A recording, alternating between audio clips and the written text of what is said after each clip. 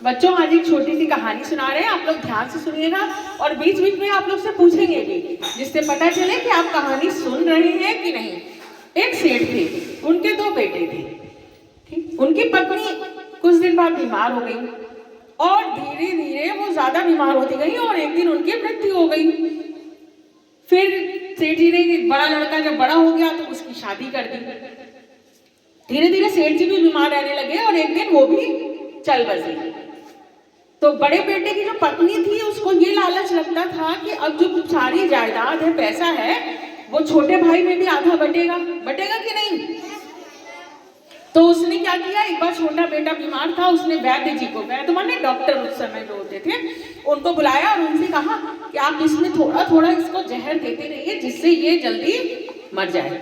वो मर जाएगा तो क्या होगा, पूरी जितना पैसा जमीन जायदाद था वो बड़े भाई और उसकी पत्नी का हो जाएगा। तो वैद्य जी ने वैसे ही किया और धीरे धीरे वो लड़का मर गया, छोटा वाला भाई। ठीक है, फिर क्या हुआ, इन दोनों जो बड़े भाई और उनकी पत्नी थी, इनके एक बेटा हुआ। जब वो बेटा बड़ा होने लगा तो वो भी एक बार बहुत बीमार रहने लगा। इन लोगों ने चारों तरफ इलाज कराया, बहुत इलाज कराया, लेकिन कोई फायदा नहीं हुआ। फिर एक वैद्य आए, वो अपनी तरफ से अलग दवा दिए, दूसरे डॉक्टर बुलाए, दूसरे शहरों से बुलाए, लेकिन कोई इलाज नहीं हुआ। बहुत पैसा लगा, पानी की तरह पैसा बहा। तो एक दिन जब वो बड़ा भाई अपने बेटे के पास बैठा था तो बेटे ने कहा, भाई अब पूरी जायदाद का तो हिसाब हो गया है, केवल कफन का हिसाब बराबर करना बाकी है।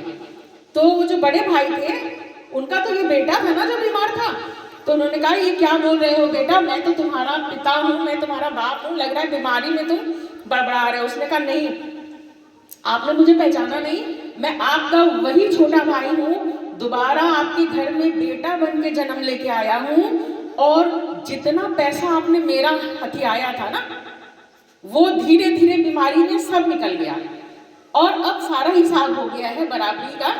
मैं आपका बेटा बन के आया और उतना ही पैसा आपका सारा खत्म करा दिया। तो वो दोनों पति पत्नी बहुत दुखी होते हैं और उनका बेटा भी मर जाता है। तो इससे क्या पता चलता है कि हम जो कर्म करते हैं, कर्मों का फल जरूर मिलता है कि नहीं। अगर हम गलत करेंगे तो हमको यहीं पे भगवान जरूर कर्मों का फल देते हैं। तो हमेशा कैसा कर्म करना चाहिए, अच्छा। सब लोग अच्छा कर्म करेंगे, आज से कोई चोरी नहीं करेंगे, किसी को मारेंगे नहीं, किसी को दुख नहीं देंगे ना। तो चलिए आज एक सीख ली है कि हम सभी हमेशा अच्छे कर्म करने की कोशिश करेंगे। थैंक यू बेटा।